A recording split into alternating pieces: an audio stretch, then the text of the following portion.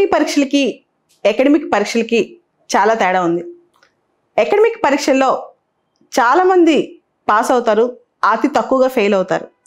పోటీ పరీక్షల్లో అతి అరుదుగా పాస్ అవుతారు, అనేక మంది విఫలమవుతుంటారు. చాలా తెలివిగల వాళ్ళు కూడా చాలా కష్టపడి కూడా కొన్ని సందర్భాల్లో పోటీ పరీక్షల్లో ఏదో ఒక స్థాయిలో వెనక్కి తిరగాల్సి వస్తుంది. అంటే పోటీ పరీక్షలో విఫలమైతే జీవితంలో విఫలమైనట్టేనా? ఖచ్చితంగా కాదు. యాక్చువల్గా పోటీ పరీక్షలో పోటీ పడి హార్డ్ వర్క్ చేసి గెలిచేది అందరూ కూడా యావరేజ్ మైండెడ్ పీపులే. ఎవరైతే ట్రూ ఇంటలెక్చువల్స్ ఉంటారో, మేధావులు ఉంటారో, జీవితంలో గొప్పగా ఇన్నోవేటివ్గా థింక్ చేసి వాళ్ళ స్థానాన్ని వాళ్ళే క్రియేట్ చేసుకుంటారు. ఈ నిజం తెలిస్తే పోటీ పరీక్షల్లో ప్రిలిమ్ స్థాయిలో కానీ, మెయిన్ స్థాయిలో కానీ, ఇంటర్వ్యూ స్థాయిలో కానీ విఫలమయ్యామనే బాధ అస్సలు ఉండదు. కొన్నిసార్లు పోటీ పరీక్షలు అంటే మనం కొండలాగా ఎదిగితే అవి చిన్న రాయిలాగా కనిపిస్తాయి అన్నమాట. అంత చిన్నవి ఆ పరీక్షలు. ఆ పరీక్షల్లో ఉదాహరణకు నిన్న గ్రూప్ 1 ప్రిలిమ్స్ అయింది. దాన్ని చూసి డిసప్పాయింట్ అయ్యి ఎంతోమంది ఈరోజంతా డిప్రెషన్లోనే ఉన్నారు. నాకే కొన్ని వందల కాల్స్ కానీ రకరకాల సంఘటనలు కానీ జరిగాయి. సో ఇంత ఆలోచించడం కరెక్టా? నిజంగా మన జీవితం పణంగా పెట్టి ఒక 6 నెలలో, సంవత్సరం, 2 ఏళ్ళలో, 3 ఏళ్ళలో ఒకటే పరీక్ష మీద కష్టపడుతూ ఉంటాం. అది ఎంతవరకు కరెక్ట్? ముఖ్యంగా state government exams regular calendar ఉండదు. 3 ఏళ్లకో, 5 ఏళ్లకో, 4 ఏళ్లకో ఒకసారి పడతాయి. దానిలో 400, 500 పోస్టులు ఉంటాయి. ఆంధ్రాలో అయితే 100, 150 ఉంటాయి. దానికోసం చేసే ఉద్యోగాలు మానుకుని, ఫ్యామిలీస్ వదిలేసుకుని అన్నీ చేస్తాం. కానీ అదే అంతమని మాత్రం అనుకోకూడదు. That is not the end of life. నాకు ఒక్కోసారి నిజంగా సివిల్ సర్వీసెస్ కానీ, గ్రూప్ 1, గ్రూప్ 2 కానీ నేను కోచింగ్ ఇచ్చినా, నేను గైడెన్స్ ఇచ్చినా అవి మాత్రం నాకు ఎండ్ అనిపించదు. సో దాన్ని నేను ఒకసారి ప్రూవ్ చేయడానికి నేను కూడా ఒకసారి చేసి చూసి వదిలేసి ఇంకొక రంగంలోకి వచ్చాను.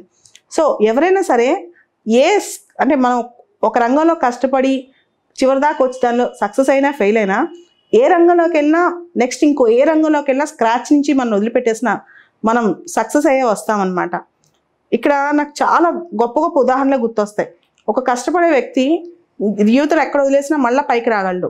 అంతేగాని పోటీ పరీక్షల్లో ప్రిలిమ్స్ బాగా రాలేదనో, మెయిన్స్ బాగా రాలేదనో డిసార్టన్ అయిపోయి అసలు ఈ జీవితం ఎందుకు అని ఆలోచించడమో, లేకపోతే నెక్స్ట్ ఏం చేయాలని టెన్షన్ పడిపోవటం, ఇవన్నీ పక్కన పెట్టేసి ఇంత ఈ రంగంలో కష్టపడితే ఇంకే రంగంలో కష్టపడినా మనం నెంబర్ 1 అవుతాము అని ఒకసారి నమ్మండి.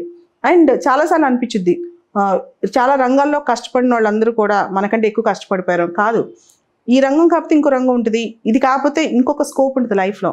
దాన్ని చూసి డిసార్టన్ అయిపోయి నెక్స్ట్ ఏంటి నా లైఫ్ అందరూ ఏమని అనుకుంటారేమో. ఎందుకంటే ఎగ్జామ్ అయిపోగానే ఇంట్లో వాళ్ళు, చుట్టుపక్కల వాళ్ళు, ఫ్రెండ్స్ అందరూ ఎన్ని మార్క్స్ వస్తాయి, పాస్ అవుతామా ఫెయిల్ అవుతామా, దాని కీ ఎలా ఉంది, కీలో 2 మార్కులు ఎక్కువ పెరిగితే బాగుండు, ఆ కీ బాగుందా, ఈ కీ బాగుందా, ఇవన్నీ కూడా కొంతవరకే మనిషిని ఇంపాక్ట్ చేయాలి.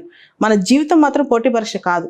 జీవితం చాలా చిన్నది, జీవితం చాలా అరుదైంది, జీవితం చాలా అందమైంది.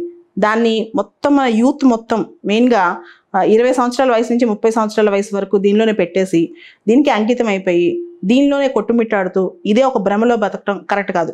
నిజంగా నువ్వు గ్రూప్ 1 ఆఫీసర్ అయినా, ఐఏఎస్ ఆఫీసర్ అయినా, ఐపీఎస్ ఆఫీసర్ అయినా మనిషి కన్నా అది గొప్ప కాదు, మనకంటే అది గొప్పది కాదు. అది ఒక్కటి గుర్తుపెట్టుకోండి.